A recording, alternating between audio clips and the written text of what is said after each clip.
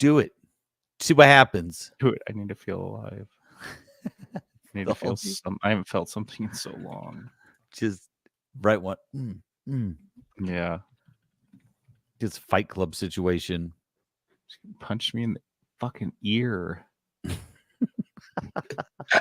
That first punch. I forgot about that. That's right one of the funniest parts. She's like, God damn it. Punch me in the ear. All right. All right. Whenever you're ready. On this week's SOD, Roblox is confirmed to be a playground for the sexually monstrous. The Halo TV series is canceled, and BioShock might be next in line. And video game actors are going on strike over AI. Later, we talk popsicles? You've just logged into the 3-Bit Gamer Show. Welcome to the 3-Bit Gamer Show. I'm JD. This is Peterson. And get ready. And not a lot of like positive news this week, so we had to do popsicles.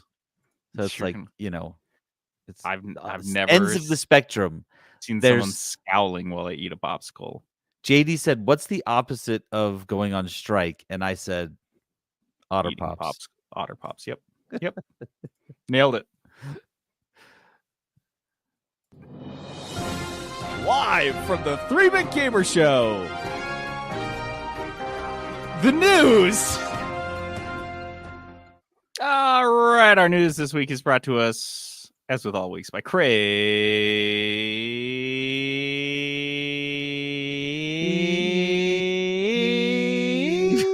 Cookies. Crave Cookies is this cookie shop. You go to cravecookies.com. You can check out their locations. There's probably one near you. You can also, while you're there, check out their current menu of the week. They have a rotating cookie menu every week. And this next week, and usually that changes on Friday, but you listen to this podcast when it comes out on Tuesday, and we spoil it for you. You get the scoopy scoop. You get the inside chip.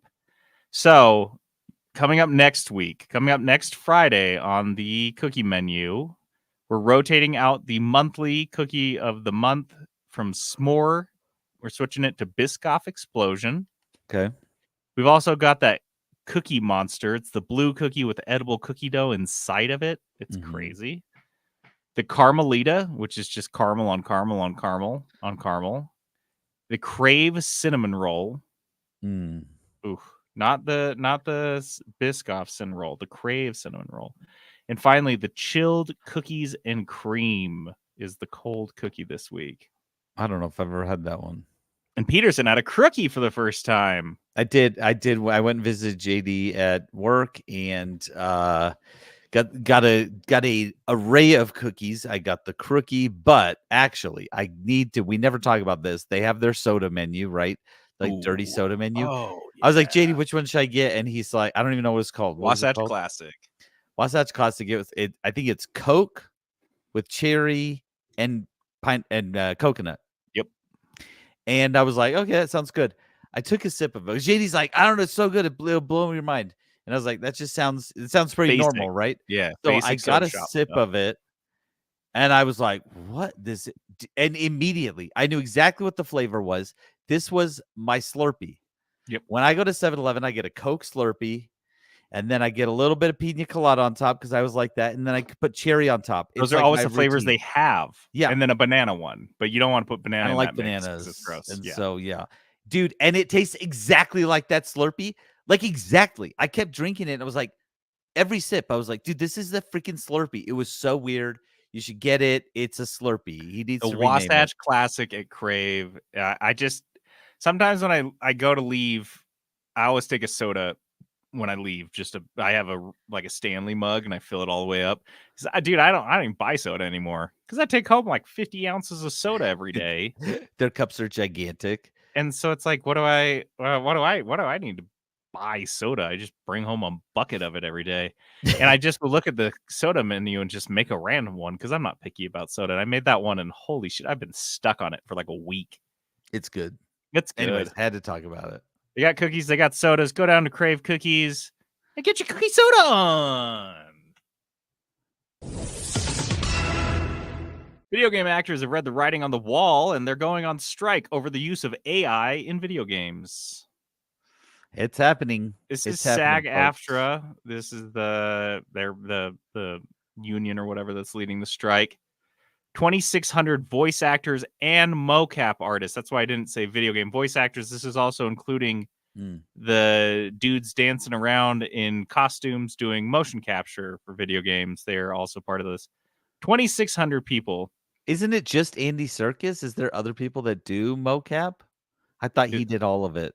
He does a lot of it, and then He Doug did. Jones does most of the rest of it. But there's a couple of them outside of those two. It's just like those guys, and like it's a. I think they own it or something. I don't know how it works. So these actors cited an unwillingness of big game companies to budge on guaranteeing performers' rights over how their work is used in training AI or creating AI-generated copies. So basically, we are not a big fan of how we went from being voice actors to an actor and mocap artists to essentially being a training model for your AI, so you could eliminate us as quickly as possible.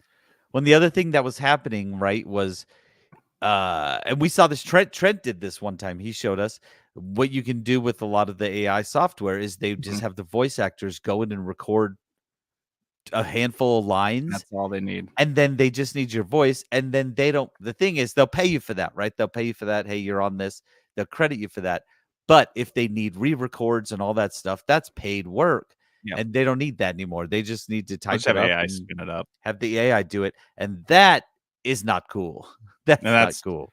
I mean, that's we're at the stage where potentially, and I doubt this would happen because I don't think Guerrilla Games, for example, would do this. But imagine the voice actor for Aloy in Horizon Zero Dawn and the mocap actor. I don't know if they're the same person, but they both did 2 games worth Horizon Zero Dawn, thousands upon thousands of lines, probably hours of mocap work.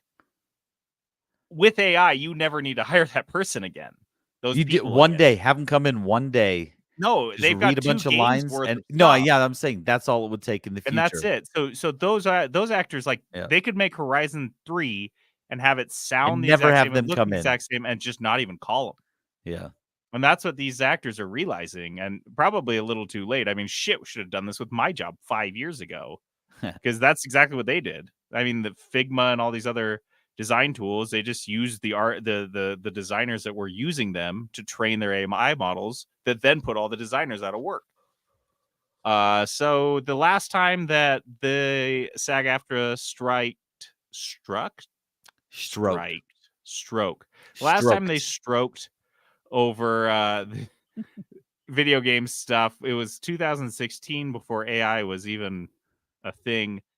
And that one's lasted a year. I don't know where this one goes. I don't know how you say, as a game studio, we're not going to use this like very powerful and cheap technology that allows us to make things faster and without paying you. That's a huge ask. At this point, I'm like, I'm the game studio, aren't I? Just like, okay, see ya. That problem took care of itself. Cool. We'll just go switch. We'll use this as an excuse to just switch over to all AI stuff. Just all AI all the time. Yeah, because you can't. AI ain't a scab. It's just a robot. You can't throw paint on a robot. There are some applications where I'm like, yeah, this is like, I think we should use AI voicing for certain things. Commercials, your like, your online videos, like you're making a little video, whatever. Like some of those things, you could just bang that out. Fake videos of political candidates, stuff that really fucks up the democracy. Yeah, no, that's where we need AI. Yeah, that's absolutely the correct use. But taking look, and it is not. Let me reiterate: it is not a huge portion of the budget that they're cutting here. Cutting these voice actors. They're just so obsessed with cutting budgets, dude. Dude, it's not even most of the time. Like especially when the games are not like just chock full of dialogue. When it's like decent amount of dialogue, but not too heavy, they're paying these actors less than one person's salary. That's what I was just going to say. I guarantee you that voice actress who did Horizon Zero Dawn made less than any number of engineers and senior engineers on that team. Any professional employee at the company. There's HR people there, accountants that made more than her, and Oh, this is the extent to 1000%. which this is the work you're putting into making sure that you can cut that one person's like $15,000 stipend. Right. Congrats. That's one of the crazy parts for me is like they're not saving millions doing this. Yeah, when AI cut my job out, that was a fuck ton. I'll tell you, all the designers that I worked with, we were getting paid pretty well. Making good money. Yeah. And so that one makes sense, but you're right. This one is asinine. This is just spiteful and cynical. And even if you'll never convince me that we'll get, at least in the near future, I'm talking like 20 years, we will get AI voices that are as good as regular acting. No. Unless there's only one scenario, JD. Unless you're getting professional athletes to voice their own lines. Oh. That's exactly, dude, that plays to your point. Like, you couldn't get an AI to voice NBA 2K16 like that. You just couldn't. That is a uniquely human thing. Yeah. There's something to be said about it. Plus mocap. Like, I get it. Like, hey, using mocap versus like just versus what's the word I'm thinking of? Just like computer graphics. I mean, there's CGI. You can do CGI, whatever. But if you're using mocap and then you're, instead of using mocap, using AI, or if you're same thing, capturing some movements and then getting AI to just replicate those, that's all problematic for me. But the voice acting is really a big problem for me. I think that one's pretty messed up. So it's just pointless. Yeah. So with the other part of the story that I put in here, which I don't understand, you got to help me with this. Sure. GTA 6 stuff. Yeah, there was this one was exempted. They just said an open world game that's already in development. And I think there were a number of other games. So I think as part of this strike, there were actually pre-strike negotiations where they worked out games that wouldn't be affected, because I wonder, and I may be wrong on this, but you do all the voice acting for GTA 6. You've been working with the company for 4 or 5 years, and then all of a sudden you go on strike and the game comes out. Like, what does that do? Are you not credited now for that game? So that's exactly what I think they were trying to prevent. Like the games that are coming out, these huge titles arguably soon, that like they should years get and years of lead for. up. They've been working on it since the last fucking strike, and you go on strike and it fucks your own union members. I don't think that's a good look. So I think that Florida Joker probably was a big driver of that too. You got to use your nuggets. The other thing though, which I was like, this made me uncomfortable. This statement from SAG-AFTRA. Did you read it? The proceed with caution, and it says, "Yeah, while not struck, this game is produced by a struck company." And there's a sentence later it says, "However, you may work the game and will not be disciplined for doing so." Wait, are we discipline members? That's what I was thinking. I was like, wait, are you guys disciplining members for, like, I get it. Like, there's like this whole culture of like, don't cross the picket line, but like disciplining members. And that's one of my big complaints that I saw that I have against unions. When I was in Seattle, the members would like discipline, quote unquote, each other if they weren't like strictly following union rules. And I was like, it's like not HOA energy. Yeah, I didn't like that. I didn't know what that meant, but I didn't like it. I was like, okay, come on, guys. Like, I like what you're trying to do here, but that's felt wrong to me. I don't know what that was. I wonder what discipline looks like. Is that just a rap on the knuckles? We're kicking you out of the union. A wedgie, a swirly? I don't know. They're going to start farting on faces. It's always the face farts. They can't help themselves. After the massive backlash to their new Battle Pass, Apex Legends developer Respawn says, just kidding. Whoa. JK. Only on some of it, though. Only on some of it. They said, quote, "You've spoken and we've listened. With the release of Season 22, we will restore the ability to get the premium Battle Pass for 950 Apex coins. We recognize that this could have been handled, that we could have handled the Battle Pass changes better. That's on us. Yeah, we know it wasn't on us. Of course it's on you. Yeah, Congratulations. who else would on that be stating on? the obvious, you stupid fucks. They're like, the buck stops here. The people that made the mistake. What is that? Congrats. I You love want a pat on the back for doing your fucking job? when I love that they make these terrible decisions. Everyone knows right out the gate this is a bad decision, and they get called out for it, and they're like, you know what? You spoke, we listened. heard. This was Yeah. on us, and it was like, no, you should be smarter than this to begin with. Like- you could don't you guys have kids? Like, don't you have like a 14-year-old kid at home you could run this by? Like, Yeah. hey, I went to work today. We're doing this new battle pass in Apex. This is you have to pay for it with real money. And your kid's gonna be like, oh, my friends are gonna hate that. Oh, I just use the coins that I got from the last battle pass. He's like, no, you can't do that. No, Yeah, you gotta get my credit card because you're 14. So you gotta talk to me about getting the actual battle pass for Apex. And he's like, no, it's fucking stupid. They did not roll back the other stupid part of the battle pass where they're splitting the single 100 tier battle pass, which is pretty standard, into 2 60 tier battle passes. So seems like what they learned is don't do two dumb things, terrible things at once. Just do them one at a time. maybe that was their strategy. Let's make this all really bad. Then we'll roll back the one part of it that we didn't care about, and then they'll forget about the other Like thing. good that cop, sucked. bad cop. Good news, bad news. Yeah. That's the new corporate policy. Maybe for they're getting what you smarter want. than we think. Maybe they're smarter than we're giving him credit for. I don't think that's the case, but hey, this is like the shrinkflation equivalent of releasing a bottle of shampoo that's 85% the cost of, or the 85% the size of the other one, and raising the price at the same time. And then when people are like, dude, what the fuck? You're charging more for less? Like, oh, sorry, we'll reduce it back to the normal price. We'll just put the price back. But it's like, dude, that bottle is still smaller. Did you really not think we would fucking notice? Now I'm switching brands. I'm just so surprised everyone's still playing Apex. I don't know, dude. I think this was probably the reversal was too little too late. And like you said, it wasn't enough. I think we're still going to do the one thing we wanted to do anyway, to continue to keep you on the treadmill because we're obsessed with that. I think the people that have jumped off the treadmill, they're already off and they're over it. Honestly, with these games, it does not take a lot to get off. Like, I've been obsessed with the game, like can't stop playing it. I go on vacation for 2 days. Dude, it happened to me with Balatro. Yeah, are you kidding me? I loved that game. I sunk so many hours into that game, and I had that weird bug happen twice, and I haven't played it since. Dude, that's all it takes. So easy. I don't know if they realize that the psychology of getting off of a game. Like, I think they know. Stop. You're like, yeah, but they just pretty easy to not play again. The idea of keeping someone on a treadmill by turning up the speed is beyond me.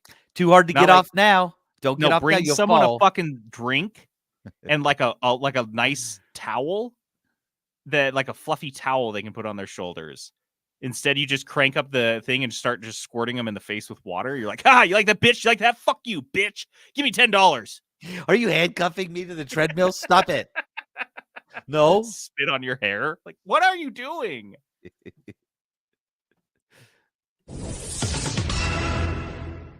The bare butt focused Halo TV show has been canceled after just 2 seasons. Surprise, surprise. They should have gone full frontal. That's what I'm hearing. Yeah, honestly, once they showed the butt, I was really hoping like he gets little master dong. Well, I just wanted to bring camera down just a little bit so you see the balls hanging down. Some master skeets. And we didn't see any of that. I wanted some master chode. And we got no master chode. He steps over the camera, which is on the ground looking up at the ceiling. Is that so much to ask of our Halo TV series? That would be I'm so not being jarring unreasonable here. To ask to be teabagged in the Halo TV series. I just want that in real life. It's realistic, and they didn't even do it. Straight out of the series. It's straight. That's why they got canceled, to be honest. No teabags. We were halfway there with the cheeks. All you needed to do was drop the soap a little bit. We were there. Just pop a squat. Paramount right Plus, in a statement confirming the news, said, quote, "We are extremely proud of this ambitious series." Peterson, you watched the first season. Would you have called this ambitious? I have heard a lot of descriptors of this, but I didn't. Somebody was ambitious. Their ambitions were wrong. It was They were ambitious to think making a series that wasn't actually about the game, just a generic sci-fi garbage. it was ambitious to make a Halo show without knowing anything Oh, about Halo. Halo. You're right. That It is is ambitious. bold Yeah. and ambitious. Yeah, They've learned misplaced nothing. ambition. And I just think this sets back video game series. It's like everyone has forgotten about Fallout and will, because they're not going to get another Fallout season out forever. And in the meantime, we've got this and some more crap we have to report on later. I just love that Halo has on all fronts completely crapped the bed. Fallout nailed it. Okay. Last of Us. I didn't watch that whole show, but they nailed it. The TV show. They're crushing it. It is possible. Fallout, for whatever reason, just decided let's not do that. Let's do whatever they're doing and do the bad version Let's of make that. a TV show that doesn't suck. What do you guys think about that? The Halo writers are over there scoffing at them like amateurs. That's impossible. Like, this is a video game franchise. Determined to do that. No, now watch me work. Watch this, and they They take just off start Master breaking Chief's the game helmet discs with a hammer. immediately. Honestly, doesn't even wear his suit ever. Doesn't wear his Master Chief suit. He doesn't need it. This is a human interest story about That's Master what this is Chief's all about. childhood. This is And all you're like, about the writers' egos. That's what the story is of this Yeah. game. Anyway, see you later, Fallout or Hi Halo. Sorry. yeah, I maybe a messed up. reboot in like See you 2 later, years. Halo. In a pretext to shutting them down, Warner Brothers Games has officially acquired the developer of Multiversus. I don't. Dude, I guarantee you within 1 year, we will be hearing that Player First Games, which is a studio of just under 100 developers and that have been working on Multiversus for a couple of years, that they will be shut down by Warner Brothers Games. Absolutely. I mean, I would argue they were already on their way to being shut down. They were. I thought that they were going to cut this game off, and these guys have to go find a new game to make. Instead, they've been acquired, which is like Warner Brothers doubling down, or maybe this is like a shotgun wedding. This is like a shotgun acquisition. Yeah. Like you're going to stick around. You're going to marry this game. You're going to stick with this game for 18 years. Says, quote, our team it or not. is excited to join the Warner Brothers game family, and we feel that this will be great for Multiversus overall, co-founder Tony Hune said in a release. AKA, I just got so fucking rich. Yeah, I was stoked about that. This guy is he got so lucky. He was 2 days before this, he was like, what am I gonna do? This studio's going out of business. Yeah. I'm gonna have to find a new place to work. I gotta find a new job. And then Warner Brothers bought him, and he's like, wow, I never have to work again. This is amazing. I have such a different outlook on life. It's so strange. So yeah, this is if history repeats itself at all, though, you're absolutely right. This is the precursor to the studio closure. We thought it was like an influx of cash to like help them. No. That's not what history has shown what us. this is. This is, for some reason, this is holding a gun to their head. Buy and then close immediately. Vertical integration. That's what I learned about in business school. You buy the companies making your products, and then you shut them down. Yeah, that's how vertical integration works. Then and you get delete the product. Yeah, somehow I don't know how your stock price goes up. It's crazy. Now, to play devil's advocate, this is right in line with WB's promise to focus on making live service games instead of good games. Yeah, remember when they were decrying Hogwarts Legacy because there wasn't more Hogwarts Legacy immediately after Hogwarts Legacy came out and did well. This seems like this is them doubling down on what they said they were going to double down on, which is just garbage games that they can just charge you for. Problem with that is people actually have to be playing the game for you to charge them money to play the game. So good luck. How many people are currently playing Multiversus? That's a good question. I don't know how to look that up. I got it. I don't. Yeah, people always just tell me the numbers. I don't actually know how to look it up myself. So 5,000. That seems like that's a huge. That's a really massive player base that you can really That would justify the tens of millions or more that you spent on this studio. I'd say like for 5,000 gamers. 5,000, that's not too bad. But realizing that they're trying to like sell stuff to these people, No. that's not 5,000 very is good. meaningless. That's not very good.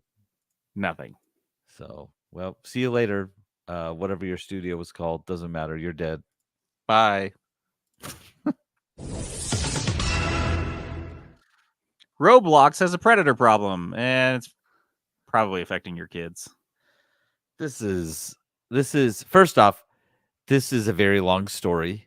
This article was very long and pretty well written, though, if I'm being honest. Like, it kind of goes back and forth, dives around a lot of things, but okay.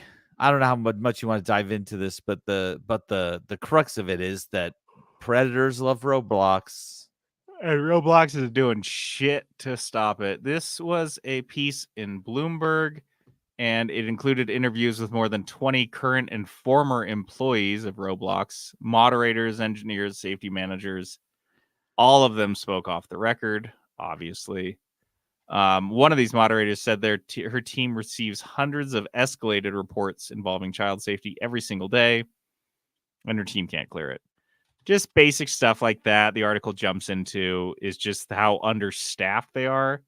Roblox has 3,000 moderators and somewhere on the order of 100 million users. Dude. So 3,000 people can probably handle that, right? That's fine. Yeah, no problem. I don't know. So 40% of its users are preteens, which is massive to me. I didn't realize that. Yeah, it's gigantic. Almost half of them aren't even 13 yet. So like my little understanding kids is that play you this couldn't on really, tablets. Yeah, I didn't think you could do like. I thought kids were pretty limited from playing online, like just open free multiplayer games. Under that age, but apparently not. You can just play it. I thought everything would be locked down. I worked on a Roblox National is easy. Geographic game called Animal Jam, and that was like the target audience. It was like under 12, basically. And I worked as a community moderator, and that shit was locked down. Like the amount of communication and all the age stuff in it, there was very little. If you tried to like groom a kid, like we would catch people, but it was so much work. It was mostly just shutting down kids from doing inappropriate things with other kids, because no groomer in their right mind would ever try to approach that, because the chat was so limited. But with Roblox, it's like it's a fucking wild west, and they don't care. It's like they do care, but then when something they care, when but then when something happens, yes, and they don't care, or they're like, there's nothing we can do about it. Yeah. So go ahead. 2018, police have arrested at least 24 people accused of abducting or abusing victims they met or groomed using Roblox. Bad track record. And it's only going to get worse since the CEO, David Baszucki, wants 1 billion daily users. So he wants to 10x their daily users. And do you think coming for you, China? Do you think realistically that in his mind, David Baszucki thinks, oh, well, that means we'll have 30,000 community moderators? No. You think he's going to 10x the community moderators? No. No. Those 3,000 people are now responsible for monitoring 1 billion. Let's just use AI software to do it. Like mostly 1 billion kids. I mean, shit, dude. So there's a lot of like crazy stories in this whole story of like a specific guy who made like a very popular game. Because how this works, if you're unfamiliar with Roblox, is community members can make a game and put it into Roblox, and then people will play them, and the more popular ones will show up on your feed to play, the more popular it is. So he had a really popular like Sonic clone, and he got real full of himself and started grooming a lot of kids, kept getting caught, kept grooming kids, like he couldn't stop, and so finally got arrested. But like he did it for years. Yeah, like years and years. Like they knew about it, and they were paying him. That's the best part, is Roblox was paying him tens of thousands of dollars through this whole thing. Yeah, and there were they called them in the article vigilante groups who were trying to track who this guy was. Roblox was suing them It's Roblox is suing the while they were vigilante paying group. the predator and pedophile. But a lot of these vigilante, this is how long this guy had been at it. A lot of these people in there had interactions with him on a personal level. So as kids, then they grew up and they're like, dude, this guy's a creepster. Let's get him. That's how long he was at it. These kids had enough time to grow up, decide he was a creepster, and go after him. Stop groomers in Roblox. You take care of it yourself. We are in America, the country of lifting yourself up by your bootstraps. You are 12 years old and a groomer comes at you in Roblox. You do what any red-blooded, steak-eating, Budweiser drinking American does. You go to school and you graduate, and then you go to law school and you get a law degree and you pass the bar, and then you join a law firm and you work your way up to partner, and then you sue Roblox and you fix it your damn self. Because Roblox isn't going to take care and baby you just because you're a 12-year-old. Just because you're 12. It's time to grow up. Welcome to America. And you're going to grow up fast because our groomers are going to make sure you learned a lot of things you shouldn't know.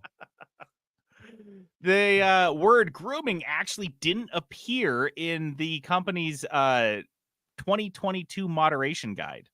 So they don't even talk about grooming at Roblox within their like guides for their moderators.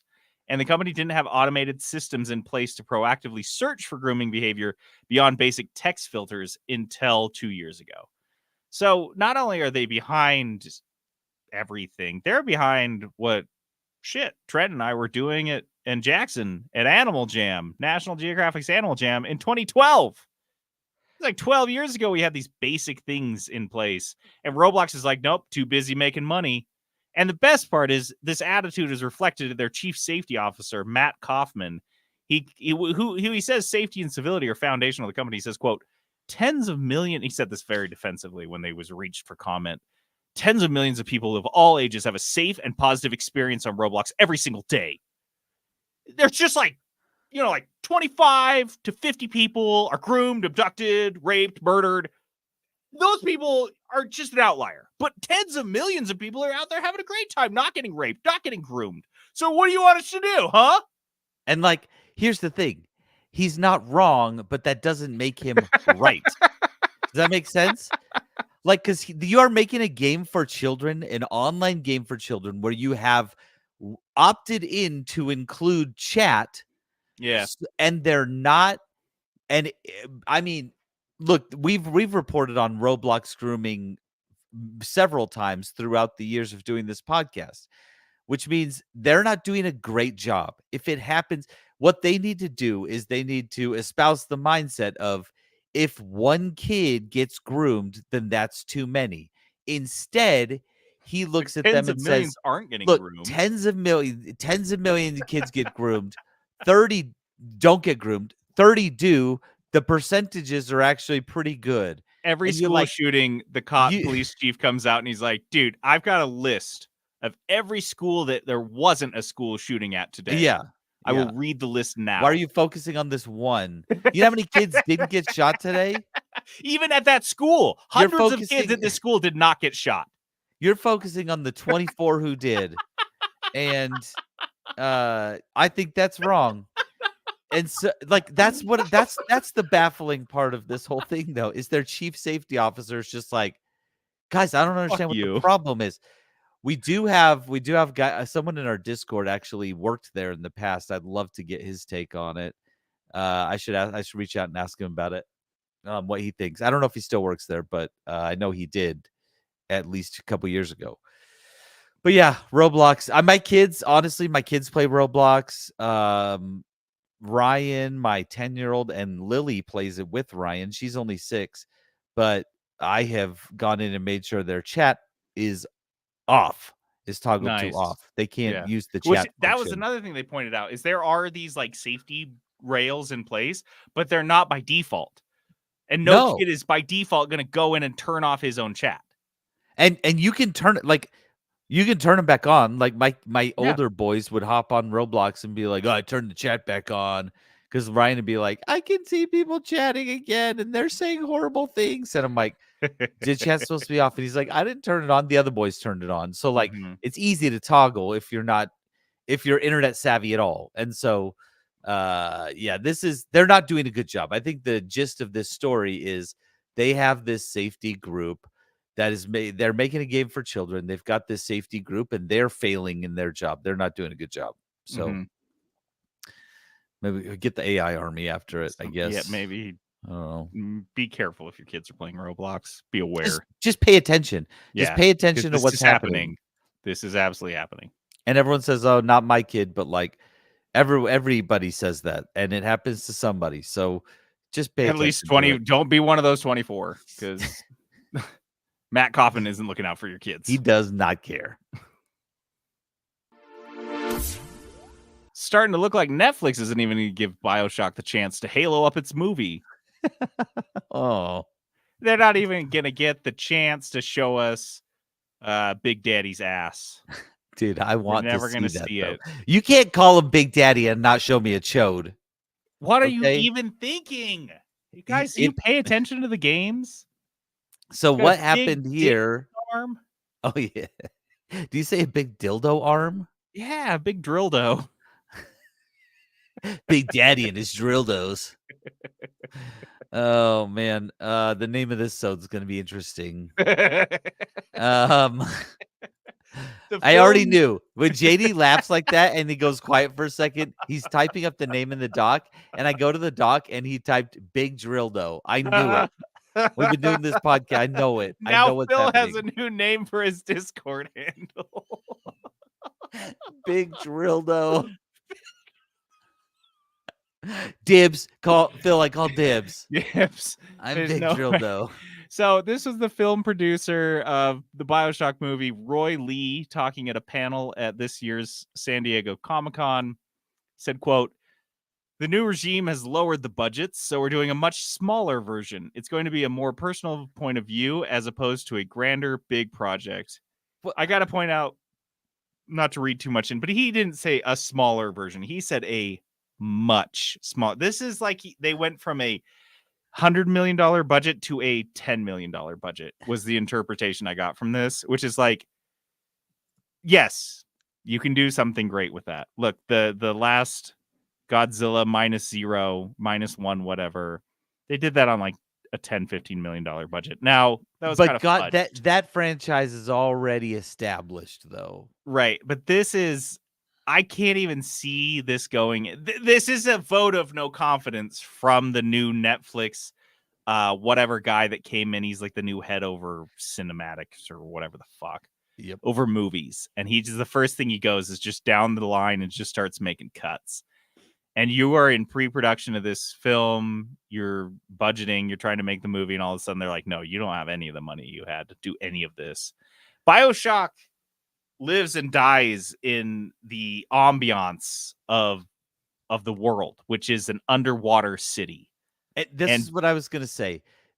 JD has been talking about BioShock movie or BioShock TV show since the inception of this podcast. Yep. And which is like 100 years. I can't remember. But so young.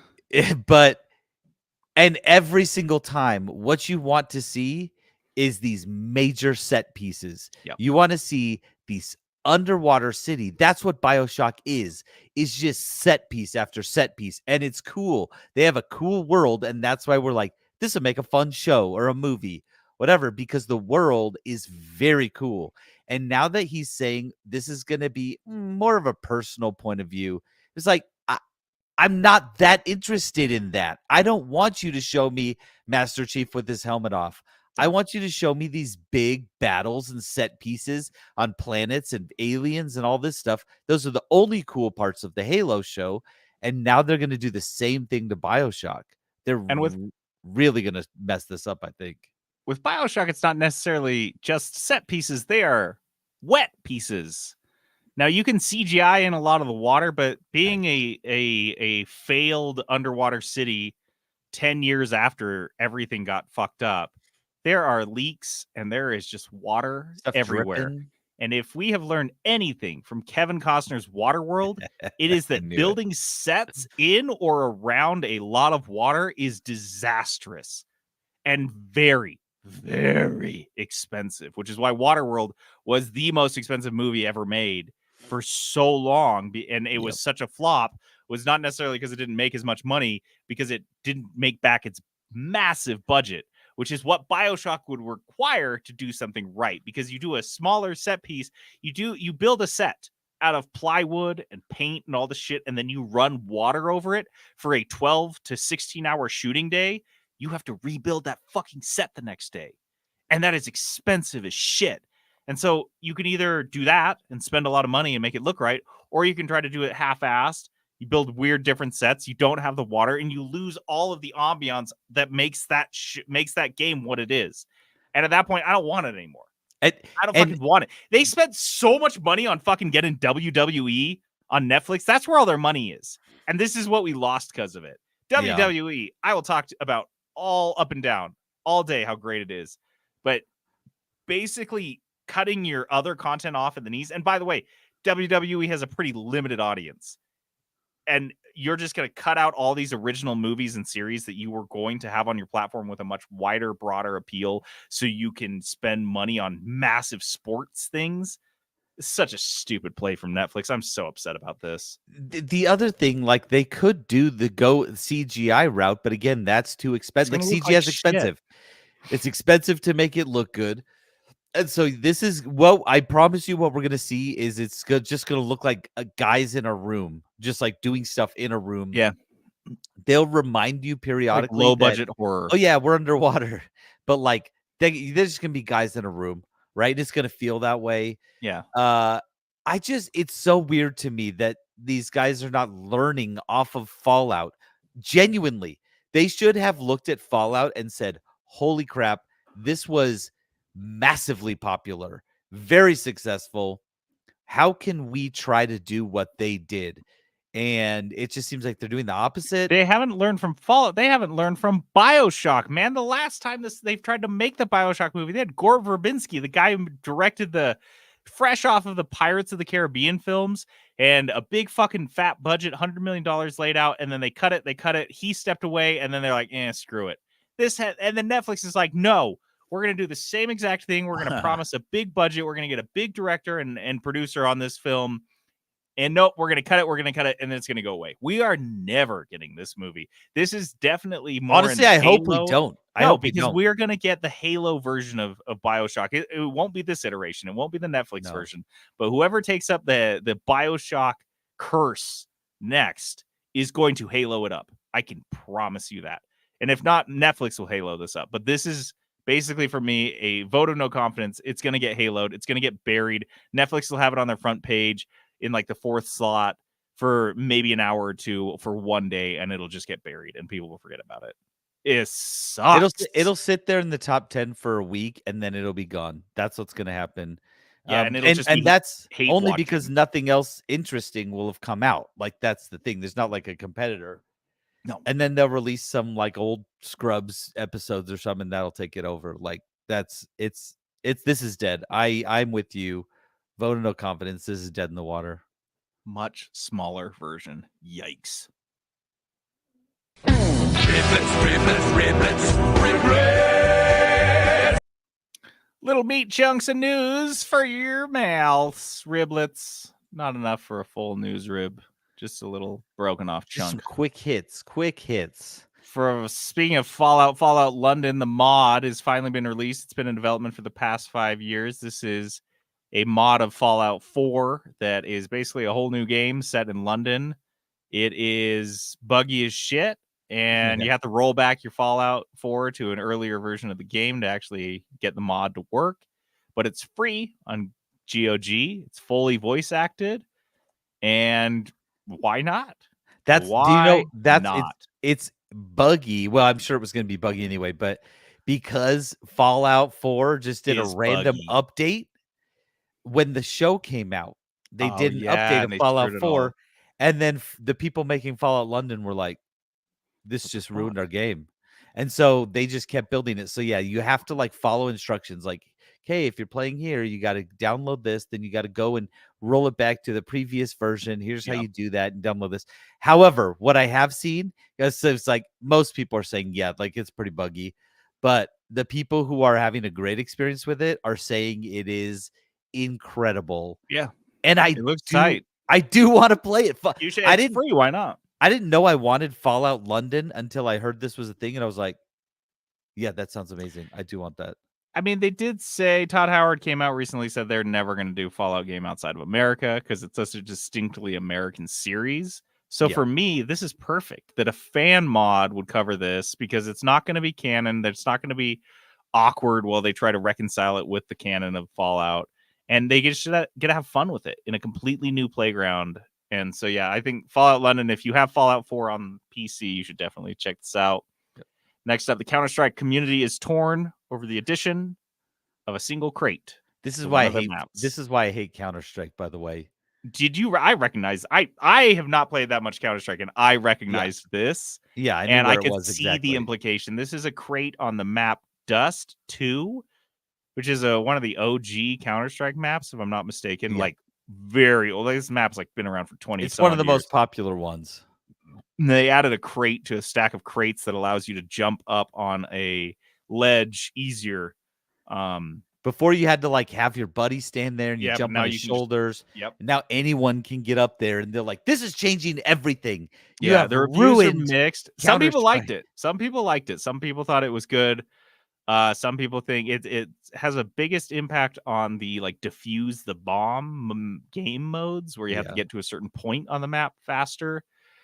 So that will definitely impact that. I mean, these are the people that will really be touched by this are the people who have gotten their gameplay down to like the microseconds of accuracy. So this will screw them up. But everyone else, it's like, cool. And that's exactly what I hated about Counter-Strike. I remember I would play when I was playing, and I kind of got into it, and I kept getting shot, and I was like, "Where am I getting shot from?" And then I realized they were shooting me through the crack. There's Yeah. guys aiming through the crack of a door, and as I walked past, they would shoot me, like, because they were so trained on that. So Mhm. this is the type of stuff, and I'm like, dude, start adding crates everywhere. I don't even Yeah. care. Like, screw these Throw guys. the crates in the cracks of the door. Throw the crates in the cracks. A quote-unquote bulletproof car has now been added to Fortnite. The Cybertruck, which I always have that image of the press conference where Elon Musk throws a ball bearing at the window. That's supposed He's to be like, "It won't break." bulletproof. Yeah. And apparently Elon Musk throws with the force of a bullet because it broke the window, and he tries it again. He's like, well, let's try the back window. Same exact fucking thing. So this now bullet-friendly vehicle is in Fortnite. Well, they're Dude, adding my it to thing- Fortnite, and I was like, "Isn't it supposed to be bulletproof?" That's what my kids said too. They're like, "I thought this was supposed to be bulletproof. Like, what's the point of putting it in there? Is it just like a tank now?" But no, what's going to be hilarious is you're going to be able to blow it up as good as any other car, which is pretty funny because that's Yeah. against the marketing of the Cybertruck. But also, I've seen stories of people are banding together to destroy Cybertrucks that they see in the world. So this is like driving around with a big red flag on your back. Like a big Yes, it's just a target. If people see it, because you have to, how the car skins work is you buy a car skin, and then when you get in the car, it'll transform into whatever skin you have loaded. So people see someone get in a car and it turns into a Cybertruck. Get them. And they're like, okay, guys, stop fighting. Kill the Cybertruck. It's going to be pretty funny. There's going to be Cybertruck game modes that just emerge naturally. Hey, our same listener who worked at Roblox, he also owns a Cybertruck. So we'll see what he thinks about this. Steam demos now have user reviews. This is kind of neat. It's just a quick little ditty. This is why it's a riblet, but this is what I wanted when we were doing Steam Fest. Yep. It's annoying that you can't review them. Yeah, because like I wanted to see, because it would say like which ones are being the most played, most wish listed and stuff. And you're like, why can't people just throw a review on some of these? Especially because a lot of the games are very, like, there's a lot in them. The demos are very finished. Well, we do know that Gabe Newell listens to the podcast, so he probably heard. And I mean, you probably weren't this seems like a common sense move, especially as they do more and more Next Fest things, and they have more and more games released on Netflix. Next Fest. that I'm sure people are like, the developers are like, dude, can we capitalize on this somehow? Because especially so many of them, like the Dungeon Crawler. Mhm. Where does that leave us? You and I play this obsessively. We love it. We think it's amazing. You put like 10 hours into it, and then we just go away. That does nothing for the developer. And by extension, doesn't do anything for Steam because they don't make money if the developer's not making money. But if you can throw that review on there and it's positive. Now, the other thing that's cool, because you're wondering, well, they're demos, so won't there be a lot of negative reviews because they're kind of work in progress kind of games.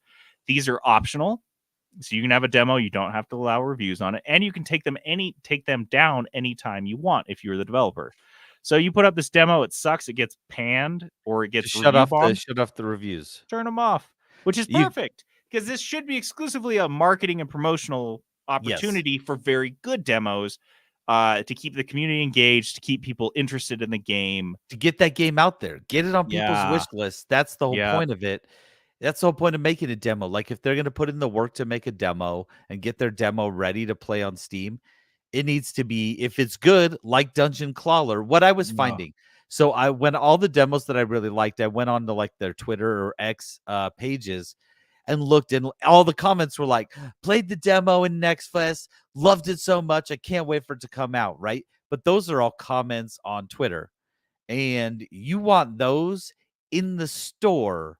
So then randos who are just like, oh, what's this? Come across it and say, oh my gosh, like 30,000 people played this demo and loved it. Like, Yeah. this has got to be good. So, yeah, a little tiny ditty of a story, but I love it so much. Just Steam taking care. And again, this helps everyone. This helps the gamers. This helps Steam. Everyone There's makes no money. negative Everyone's here. happy. It's just more good out of Steam, which makes me so concerned because every time we start talking about a game or a game company this way, they always turn evil. Steam, you suck. How is Steam going to go evil? I can't say it. wait for that. Oh, Last no. one here. Concerned Ape, the developer, the one-man developer behind Stardew Valley, assures everyone he will never charge for DLC for Stardew. He says, this was in a tweet, he said, quote, I swear on the honor of my family name, I will never charge money for a DLC or update for as long as I live. Screen cap this and shame me if I ever violate this oath. His family name, that is super cute. The Ape family name. Yeah. I would not dishonor apes. Apes together strong. Okay, but for real, I know how we say, like, oh man, whenever we talk really good about somebody, something goes bad. I love this guy. No, him and Matt Dabrowski. No, they are our dogs for life. This guy, I just love. He doesn't have anyone backing him, any like company backing him, because if Microsoft bought Stardew Valley, they would release updates, DLC, and charge for them. 1,000%. I bet there are business people in the video game world that hate that he is not charging for this. It drives them mad because they're like, he is such an idiot. He's losing out on so much money, making us look stupid. At Discovery over WB that was grousing about Hogwarts Legacy not charging extra. Yeah, this probably gives him hives to think about. He hates it. And the gamers love Concerned Ape forever. We love him forever for being who he is, putting out what he's made, just loving his product and doing nothing wrong. Yeah, like this, just being a wonderful person. He's our favorite. He's our favorite. Everyone should be like Mr. Ape. Kudos. Kudos. Kudos. Kudos. Our positivity segment. And we kind of needed it this week. The news sucked. The news was rough. I mean, there was some funny riblets, but the news mostly sucked. But most of the news was pretty rough. So obviously, I'm gonna bring it back up and give kudos to wasps. Nope, shoot it down. F those wasps. Stupid little demon. What can I demon say? Bugs. Yeah, they are demons. You tell your wasp story first, then I'll tell mine. Go. I don't know if you guys have ever heard of this product. I got it for my birthday a couple years ago from my sister, and I was so delighted. It's called Bug Assault. It's a bug assault gun.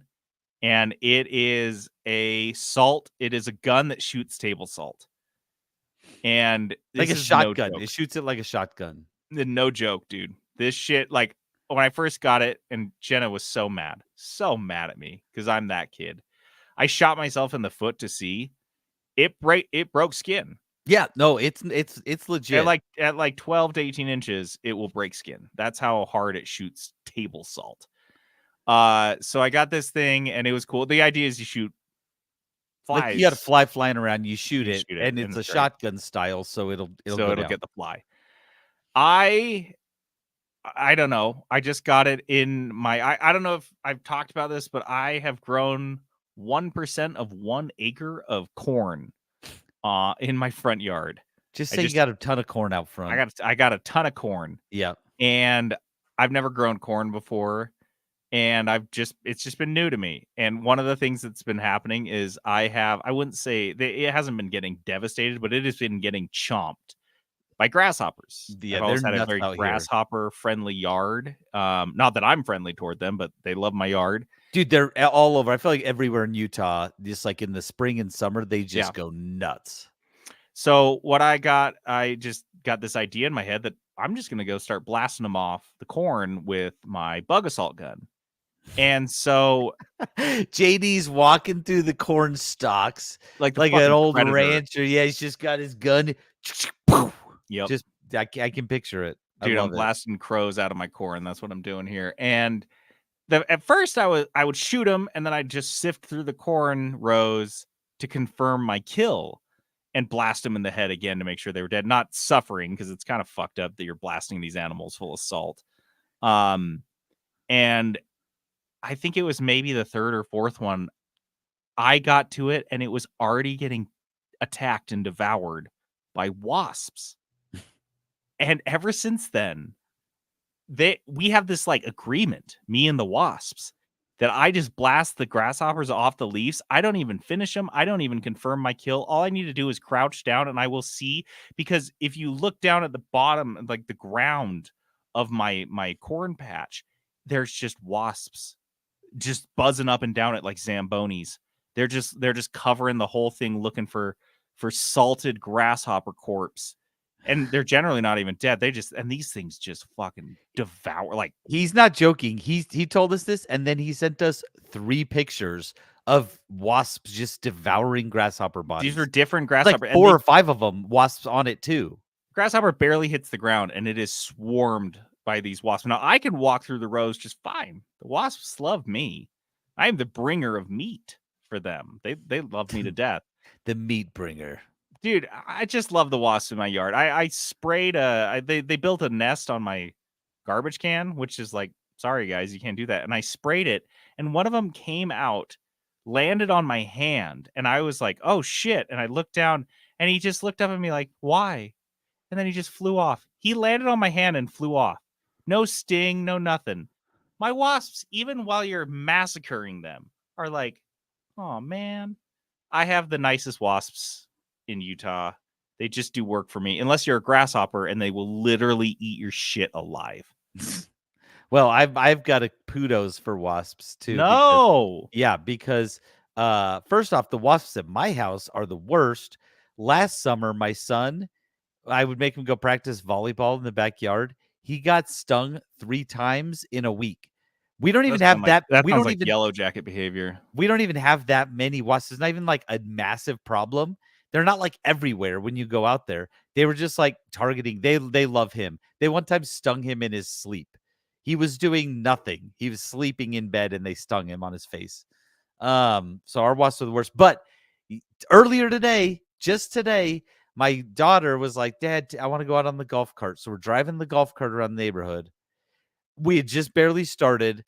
A bug, which is pretty common, bug hits me in the forehead. I go and swipe it off, a wasp, and it bit me on the forehead. Damn. It bit my forehead. I've only been stung by a wasp one other time in my life. Or no, never by a wasp, just by a bee. And it's the only time he just landed on my forehead, stung me, and it was gone. So kudos to the wasps. I hate them. Right Also, on the forehead. Like kudos to the bug assault gun.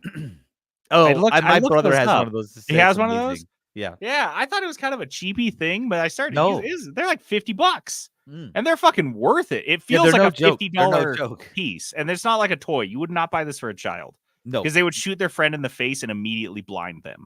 Yeah. Like, absolutely, this would blind you if you got shot in the eyes. But they're so cool for shooting bugs. They have a new one that has a laser scope. Oh, how you gonna laser get the laser on a fly? Well, that's how you get your cat to do the job for you. Oh my gosh. Okay, I have a quick kudos. You just reminded me of this before the show. You were talking about street tacos. There's out here in Utah, I don't know where else it is, but we have when you see like dirty burritos, like those little Mexican shops with like the real greasy, gross burritos and stuff, Rancheritos and Beto's, right? They're like the same place. Well, I like that. I love that stuff. I love Rancheritos, these greasy burritos and Beto's. I love that stuff. I am in 1,000%. Not everyone loves it. My son, though, who's a picky eater, my 14-year-old, he's a very picky eater. One day after, where are we coming home from? I can't remember. We were coming home from something and he was starving. So we went, it was an RSL game. So we went to Rancheritos and he got a burrito because it's like one of the only places that was still open. And he loved it. So now my son is hooked on Rancheritos. So I get to go there. I've gone there like 3 times now in the last like 2 weeks. What do you get?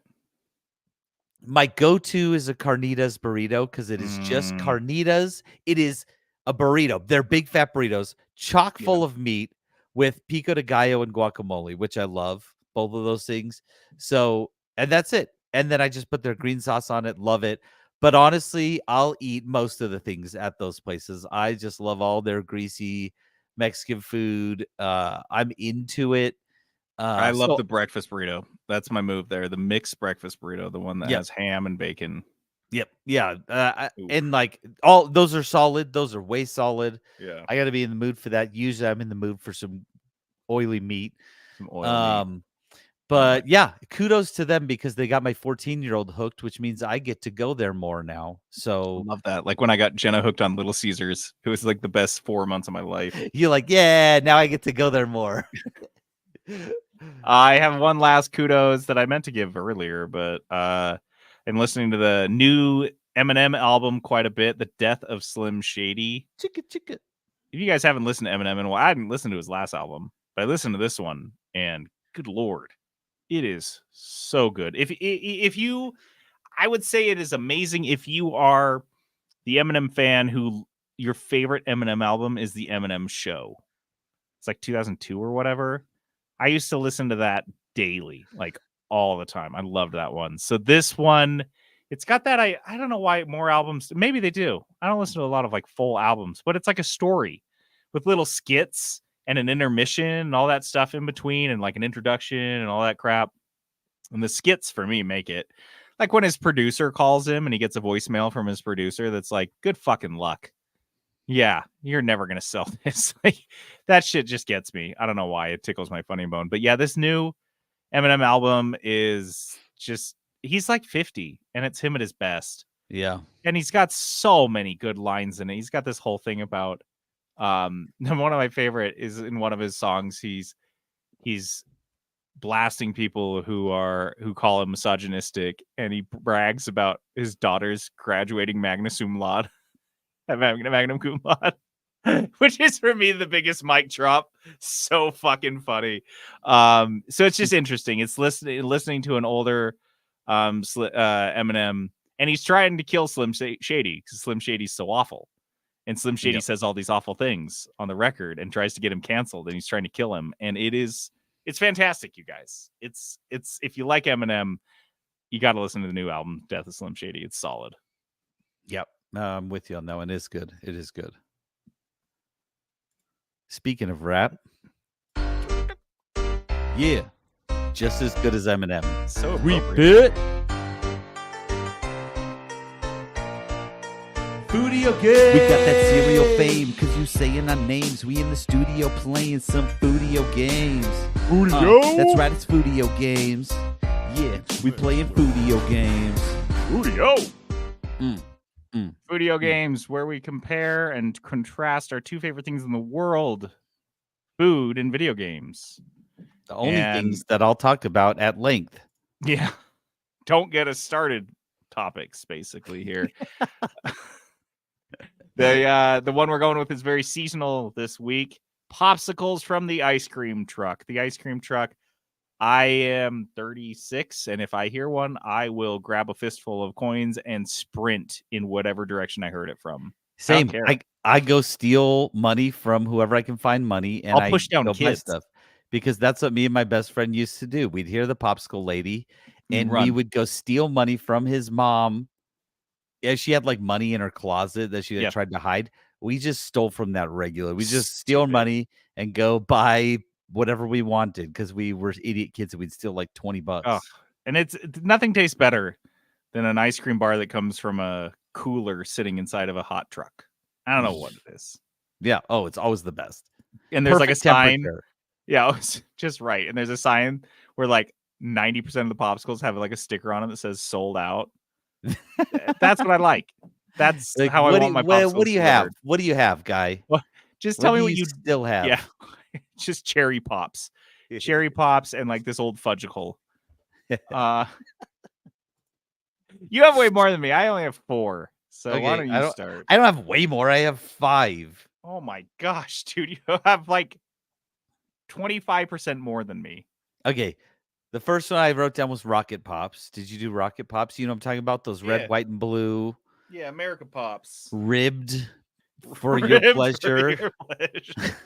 I don't know what the texture Must is feel on so those good in my things. mouth. Oh my god. Oh, you know you like it. Oh, it's better when you spin it. Oh my gosh. Dude, he just said in the chat, Phil. Eric Yeah. Phil. He said the baseball mitt with the bubble gum in the middle. Yeah. Yeah, That one's yeah. fucking classic. Classic. That is classic. So Okay. what game is your Rocket Pop? Okay, so I was trying to think like, oh, it's just like a mashup of different stuff that's all pretty good because you got like the red, which is cherry, and the white, which Mhm. is white, and the blue, which is probably raspberry for some reason.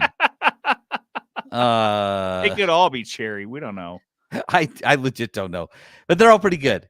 And here's the thing: you look at it, and you're like, Rocket, red, white, and blue. This is America's. Yeah. It's not. It's not. It's French. Oh. Did you know that? It's actually French, and this is Rainbow Six Siege. Oh wow. Rainbow See, I didn't Six do the Siege. research. Yeah, you're like, oh, these are red, white, and blue, right? I literally said Call of Duty. My Rocket Pop was Call of Duty. Yeah, you're I like, know. oh, it's very American. No, it's made in Montreal by some French-speaking guy, and We stole our concept of our democracy from them. Why can't we steal Rocket Pops? why can't we stole their colors? That's So, us. That's anyways, ours now. but Rainbow Six Siege, just like that, is a mashup of a couple different things. Yeah. It's like a shooter. Is it the best shooter? No, but it's good. It's a shooter. It's a team game. It's a made in hiding. Montreal. Yeah, it's Canadian. You think it's American? It's not. It's Canadian. So, or it's French. Well, then I'll rescind my Rocket Pop one because it's obviously not Call of Duty. No, do it. It's Call of Duty. I was just gonna say it's very American. It feels very American. It's very traditional. You'll see it everywhere. Just like a Rocket Pop is going to be in every gas station, every single food ice cream truck is going to have a Rocket Pop. It's going to be in every grocery store. It's like Call of Duty. You get that on there. There's always a new game. It's always out. But for me, I just don't care for them. I saw Nerds flavored Rocket Pops at Winco, and normally I'd be all over that shit. But I realized they were Rocket Pops, and that form factor, it's not ribbed for my pleasure. It just doesn't do it for me. I just don't really care for Rocket Pops, and like Call of Duty, I'm like, I get it, and I'll eat it. I'll play Call of Duty if people are playing. I'll eat a Rocket Pop. You hand me one, but I'm not going to go out of my way to get it. I'm not gonna go buy them. Yep. Not I'm not going to buy a anymore. box of them. No, there's Just better popsicles out there. there's There's I better like games than Call of Duty. I like them unribbed. Yeah, So I like them big and wide. I've got next up. I got Choco Taco. And I did Choco Taco I'll be too. honest. I wasn't 100% if this is back or not. It I like think is and then it's not. discontinued. I think the Choco Taco got discontinued. Let me see. And I'm just gonna base my comparison on that assumption. Okay. And say that online games that get shut down forever, even though people want to still play them, even though people want to still eat the Choco Taco, it's just gone. And it's just sad. It's sad when the ice cream truck man pulls up and you're like, "Can I get a Choco Taco?" And he looks at you like, "How old are you?"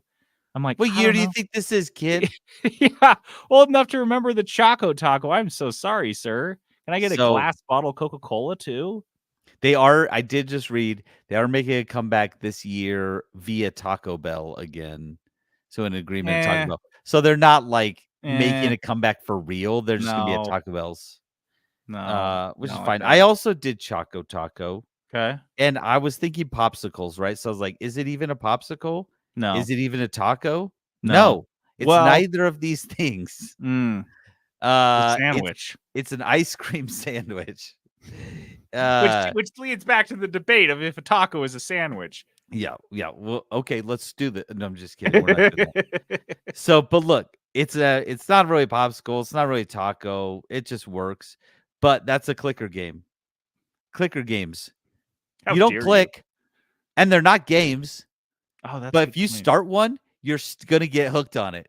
Like you're gonna eat it. If you start a clicker you game, cannot not finish a Choco Taco. They're only like 3 bites. yeah, no, and like if someone hands you one, you're gonna eat it.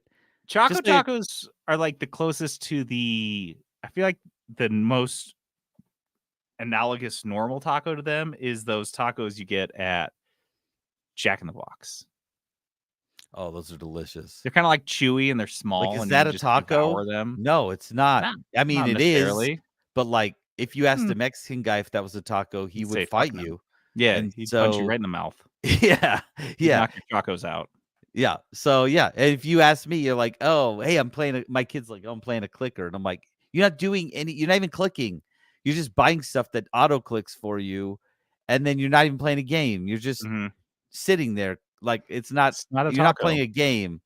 So just like that Mexican guy will punch you if you try to get him a Jack in the Box taco. I punch my kids when they play clicker games, but still a game. And also, I don't punch my kids for real. Not that hard. Just look at this. What else you got? Oh, okay. My phone went to sleep. Let me pull this I've back got up. Oh, Sonic Pops, which reminds me of like Phil was talking about the baseball mitt with the bubble gum. The Sonic Pop has the mhm. 2 green bubblegum eyeballs, but for some reason at the factory they never get them right.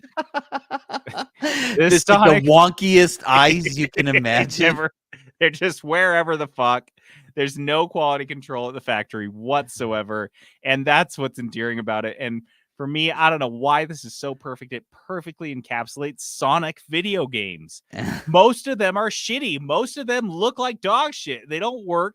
And There's the clearly- first iteration of the Sonic movie, it Yeah. actually looks like they the eyes are fucked up and wrong. Everything about Sonic is the Sonic Popsicle. The whole IP is the Sonic Popsicle. And every once in a while, you pull the wrapper off because it's always this fucking mystery. And you're like, holy shit, they got the eyes dead center right where they go.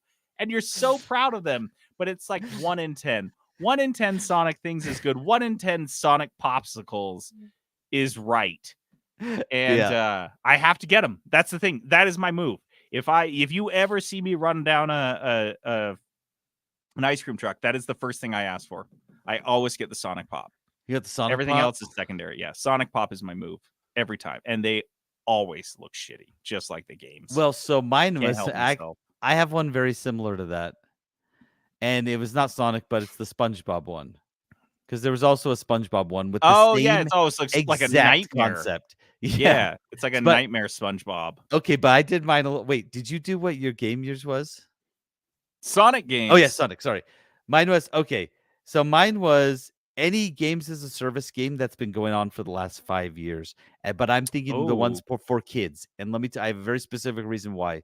Think Fortnite, Minecraft, because okay, my children, my son, just last week was like, "Oh, have you seen the new SpongeBob popsicles yet?" And I'm like, "What are you talking about?" And he's like, "Dude, they're adding the ice cream. They're adding the gumball back in. They took the gumballs out. They're putting the gumballs back. Like it's a big thing. Like it's a big deal.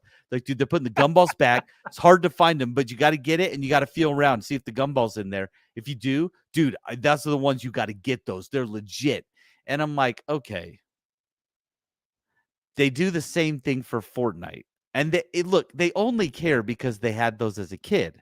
Yeah. They do the same thing for Fortnite. Dude, okay, they're bringing back stuff. Fortnite Season 1. This happened this summer. They're opening the Disney Bro, Vault. the kids get all excited because, like, dude, they're bringing back Fortnite Season 1 map. And then Fortnite play went through the roof. Every kid started playing again because they were like, it's better now. They brought it back to when it was good. And it's been This is pretty WoW much the same Classic. thing the whole time. Yeah, the same thing. So that's the SpongeBob popsicle. Okay, I have one left. What do you got? I'll do Fudgesicle. Did you do Fudgicles. Fudgesicle? No, I don't fuck with Fudgicles. Oh, you don't like Fudgesicles? I don't dislike them. I just don't get them. Yeah. Okay, so that kind of fits. But mostly I stuck with mine is more around the name of it. And Fudgesicles are Pal World. Oh, It's a terrible name. it's a shitty name. Just a horrible name. So Fudgesicle sounds like poop. Honestly, it sounds like a euphemism. It sounds like a turd. euphemism that a kid would say for poop. I just dropped lay the the fattest Fudgesicle. fudgicle. It's Pal World. A terrible Pal World is a Bad. stupid Pal. You cannot Calling make them pals. Pal It's all sound good. bad. It's all But bad. listen, has no business being as good as it is, Yeah. but it is They're good. good. I like if you give me Fudgesicle, I'm gonna eat it. Once And they like get I to like the it every melty time. stage, they're way better. I don't like them when they're cold. If you When fight yeah, when they're they really gotta cold, they gotta get melty, and then they're like perfect. Also, why would you base a popsicle off of fudge? Why didn't they call it like a I don't Choco know something like a Choco Taco, a Choco stick, Chockstickle? Chockstickle. See, why couldn't we call them Chocksticles? The last one I have here, and this is only gonna make sense to a handful of listeners, like the ones that are in the mid Mountain West. Creamies and paste bars. Yeah. Now here's the Classics out here. problem for me with popsicles of any stripe or color. They all pale in comparison to two local companies here in Salt Lake that both make, in my opinion, the best popsicles I've ever had in my life. Legit no- creamies are amazing. And this isn't just like, oh, I'm a local fan. It's like I didn't know that these were local until I discovered, I thought Creamies were a national brand. I Nope. moved here and had creamies first time in college, and I think they're amazing. Yeah, they're fantastic. I don't know how to describe Creamies. They have It's like a bunch of fudgesicle. flavors. They're like fudgicles. They got chocolate, they got banana, strawberry, orange. Orange is the one. Orange is the classic. Orange is the one. Imagine absolutely if you right. had an orange creamsicle that it was all blended together, the white and the orange, and then they just shoved that on a stick. I don't know. That's the one. That's the one for me. And then paste bars are a more traditional popsicle, just like frozen sugar water with a certain flavor, but their texture and the flavor far outpaces any popsicle brand popsicles or Rocket Pops or anything else. It's just like, it's not even a comparison. And I think it may be because they're local and they're fresher, as weird as that seems to say for a frozen treat. But paste bars and creamies, they are my thing. I won't buy anything else because they're so amazing. And for me, it was kind of tough because I was like, what is like a unique genre that only appeals to me? But Jenna and I have been playing those Kingdom games, Kingdom 2 Crowns, and they're so weird. And they're very unique, and they're just not for everyone. And there's nothing else like them. It's not like Balatro where there was a bunch of clones or like look-alike games or FTL. Because Kingdom, like, there's never going to be another Kingdom. It's like Return of the Obra Dinn. It's just like so unique that it happened one time. It's great. You're not getting it anywhere else. So yeah, and if you guys are ever in Creamies, I looked, there's like a map. And so basically the western half of the United States, you can get Creamies. They're good. They're great. California, Colorado. If you're around, you should get Creamies. If you never had Creamies. Also kind of a bad name now. It just sounds a little dirty, but fine Creamies. Yeah. And paste bars, I don't even know. Paste bars may just be like a Salt Lake City thing. I have one more. I've got one more. Yeah, what's up? Otter Pops. Oh, okay. Otter Pops are okay. Here, okay. Just let me get my explanation first. They're the lamest popsicle because they are essentially just little bags of Sugar water. frozen Kool-Aid. That's like what it is. Yeah, it's sugar water. That's it. They are the least creative, the least interesting popsicle, but they're the ones, honestly, I eat more Otter Pops than any other popsicle by a large margin. Wow. I probably eat 50 Otter Pops every summer, at least. Like so many Otter Pops. Because they're easy to go down. If it's hot out, that's what I want. I want an Otter Pop because it's like a little drink. It's like a little frozen drink. And then, so this is, and plus they're not messy. They're not problematic at all. Other popsicles, you're holding the stick, it's melting, getting down your hand. Not the Otter Pop, just turns into a drink. And then you just drink the last of it. So they're not messy. They're not problematic. This is Nintendo. Nintendo's an Otter Pop.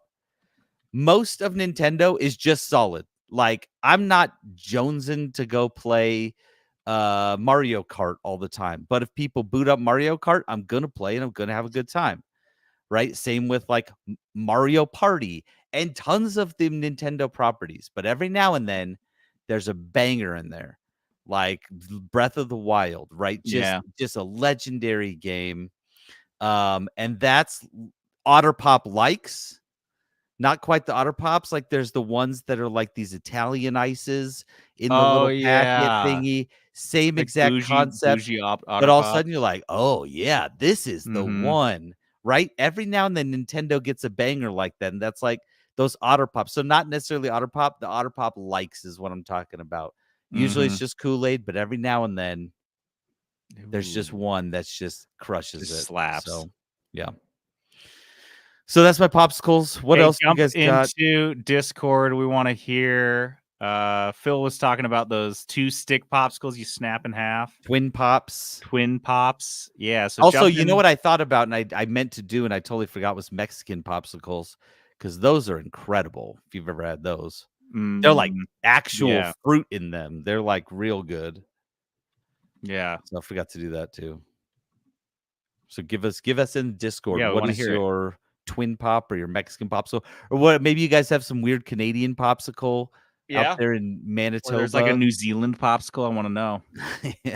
Yeah, I gotta know. I gotta. They've got Otter Pops. They've got Koala Pops. Probably Koala Pops. Dice of Destiny. All right, Dice Destiny is this game we play at the end of every episode. We roll a 6-sided dice to see who's going to be responsible for rolling the dice of Destiny itself, a 20-sided dice with 20 different game genres assigned to it. Then that person rolls another 6-sided dice to figure out the budget they have to spend on their game in that selected genre. They find a game, pick it, play it, and review it. Last week, Peterson rolled a $20 funny game. Oh, real funny guy, huh? Oh, so you think a funny guy, huh? What'd you pick? Did you pick Big Drildo? I picked Big Drildo and Choco Testicle is what you have written down. Dude, only winners for this week. No, oh man. Okay. Can't go wrong. So no, I picked a game. Actually, I just kind of lucked out. I happened upon it. I didn't even search the genre. This game fell into my lap on the Epic Games Store. And JD, I was going to say you should play this with me. Free to play. It's called Ramen, like a play on the word ramen, like the noodles. RAWMEN. Yeah. Ramen Food Fight. Oh crap! I just clicked on it. Now I'm booting it up. So, Ramen Food Fight. This is a third-person, like a arena type of game, and you are fighting your other people using a giant. You have like a cauldron of soup, and that's what you're fighting them with. Your cauldron of soup with a big old spoon. You're hurling it at them. This game does not take itself seriously. It is very silly, funny, it's goofy, and I've only just loaded it up one time and then I had to hop right off.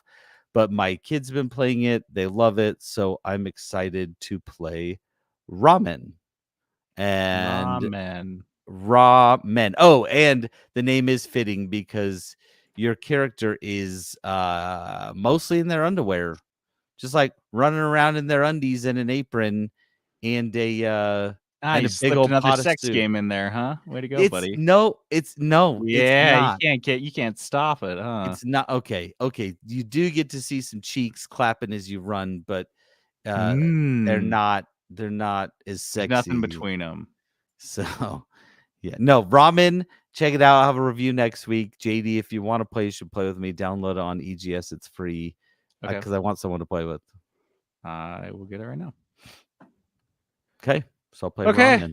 Well, next week Peterson will have a review of Ramen, and that's it. That's the whole kit and caboodle. To play us out, we have some music from Peterson's latest addiction, League of Legends Swarm. Dude, I am back on League. I am one click away from playing He's in just the silver regular already.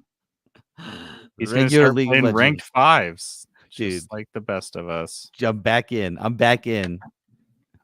Gosh. Oh, so enjoy your Swarm music. Okay. All right. Well, thanks for coming to hang out with us. And as always, jump into our Discord. Come chat with us. We got an awesome community. I'm JD, logging off.